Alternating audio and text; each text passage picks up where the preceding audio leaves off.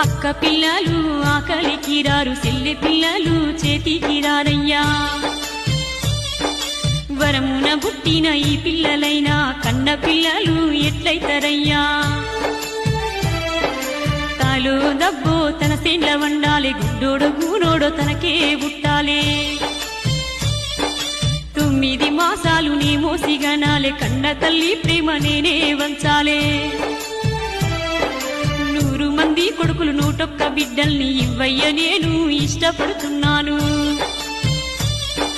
కాదన్నవంటే ఈ ఎండికొండ మీదికేంచి దుంకి సస్తాను, నా శివయ్య భుజంగమయ్యా. అయ్యయ్యో నువ్వంత మాట నకమ్మో పార్వతి, నువ్వు లేక నేనెట్లా ఉండగలనమ్మో పార్వతి.